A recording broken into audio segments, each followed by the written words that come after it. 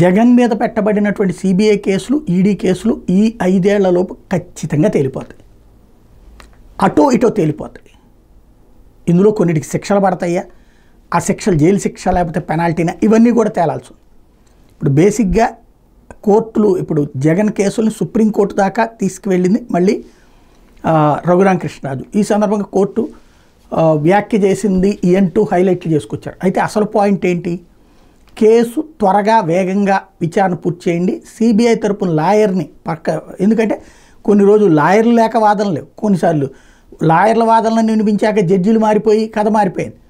ఇట్లాగా 10 ఏళ్ళు దాటిపోయినటువంటి పరిస్థితి. 13 ఏళ్ళు అయిందనుకోవాలి.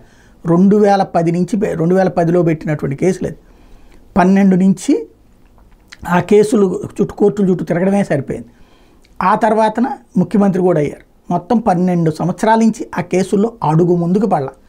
ఎందుకు అంటే నేను ఎన్నోసార్లు చెప్పా, అందులో అతిపెద్ద సమస్య ఏంటంటే పెట్టుబడులు పెట్టినోడు నాకు ఇష్టమై పెట్టాను, నేను వ్యాపారస్తున్నని చెప్తున్నాడు. అదే సందర్భంలో ఆ పెట్టుబడుల్ని కుంభకోణం అని చెప్పేసి సిబిఐ, ఈడీ చెప్తున్నాయి. దానికి కారణం ఏంటంటే రాజశేఖర రెడ్డి దగ్గర బెనిఫిట్స్ పొందారు, బెనిఫిట్స్ ప్రతి ప్రభుత్వం ఇస్తుంది మాకు అని వాళ్ళు చెప్తున్నారు. సింపుల్ లాజిక్ ఇది. ఇది తేలాల్సినటువంటిది కోర్టులోనే. ఈ 5 ఏళ్లలోపు అయితే మాత్రం ఈ కేసులన్నీ తేలిపోతే జగన్ జైలుకి వెళ్తాడా లేకపోతే నిరపరాధిగా బయటకు వస్తాడా చూడాల్సి ఉంది.